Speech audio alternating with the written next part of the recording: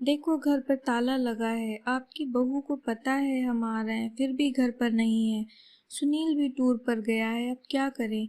गुस्से और नाराजगी के मिले जुले भाव से सुशीला जी बोली, क्या तुम्हारी बहू नहीं है? वैसे भी वो ऑफिस गई होगी, आ जाएगी। प्रकाश जी भी चिढ़ कर बोले। दोनों आपस में उलझ ही रहे थे कि पड़ोसन की आवाज आई, आप लोग आ गए। आपकी बहू सुबह जाते हुए मुझे चाबी दे गई थी, बताया था आप आने वाले हैं। आइए हमारे साथ चाय पीजिए। नहीं नहीं, चाबी दे दीजिए, चाय घर पर ही बना लेंगे। अब थक गए होंगे, थोड़ी देर आराम कर लीजिए, तब तक मैं चाय बना दूंगी। कह तो ठीक रही है, सफ़र में थक गए, चाय नाश्ता बनाने की हिम्मत नहीं है, सुशीला जी ने सोचा और प्रकाश जी को आंखों से इशारा कर पड़ोसन के घर चले गए। प्रकाश जी और सुशीला जी के बेटे सुनील की शादी रीना से हुए 4 महीने ही हुए थे। प्रकाश जी दूसरे शहर में नौकरी करते थे और बेटा बहू दूसरे शहर में। सुनील के बहुत कहने पर वो कुछ दिनों की छुट्टी लेकर उनके पास आए थे। सुशीला जी के मन में बड़े अरमान थे कि बेटे के लिए अपनी पसंद की बहू लाएंगी, पर बेटे ने मौका ही नहीं दिया। एक दिन सुनील रीना को भावी पत्नी के रूप में प्रकाश जी और सुशीला जी से मिलवाने घर ले आया। सुशीला जी को रीना अपनी बहू के रूप में फिट नहीं लगी, इसलिए वो इस शादी के समर्थन में नहीं थी। लेकिन प्रकाश जी के समझाने और बेटे के प्यार में वो रीना को अपने घर की बहू बनाकर ले आईं, पर उसे अपना न सकी।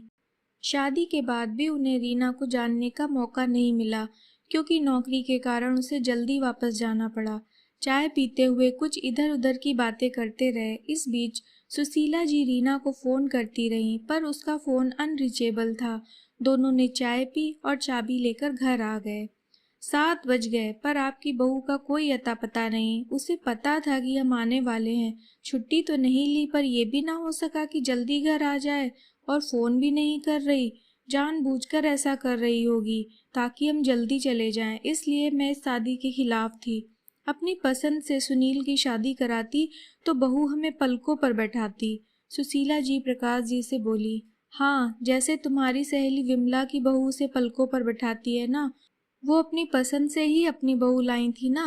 प्रकाश जी ने ताना मारते हुए कहा, सभी लड़कियां एक जैसी नहीं होती। यही तो मैं तुम्हें समझाता रहता हूँ, सभी लड़कियां एक जैसी नहीं होती। तुम रीना के लिए अपने मन में पूर्वाग्रह पाले बैठी हो कि वो अच्छी बहू नहीं है। कुछ दिन उसके साथ समय बिताओ, तब अपने विचार बनाना। सॉरी मम्मी, देर हो गई, फ़ोन की बैटरी भी ख़त्म हो गई थी, इसलिए फ़ोन नहीं कर पाई। दरवाजे पर कदम रखते ही रीना कहते हुए सुशीला जी के पैरों में झुक गई। रीना ने इतने प्यार और अपनेपन से कहा कि सुशीला जी का हाथ रीना के सर पर अनायास ही चला गया।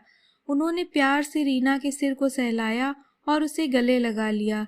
अप्रत्याशित सुख का झोंका सास बहू को प्रेम से भर गया। प्रकाश जी के होठों पर सास बहू के इस मिलन को देखकर मुस्कान आ गई। मम्मी जी, 1 हफ्ते की छुट्टी ली है, इसलिए आज ऑफिस का सारा काम निपटा कर आने में देर हो गई। अब पूरा 1 हफ्ता आपके साथ बिताऊंगी। 5 मिनट में फ्रेश होकर चाय बनाती हूँ, फिर तीनों साथ में चाय पियेंगे।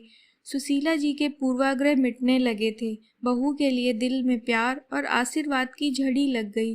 अनचाही बहू अब मनचाही जो लगने लगी थी। दोस्तों, आपको ये कहानी कैसी लगी? अपने विचार मेरे साथ ज़रूर शेयर करें।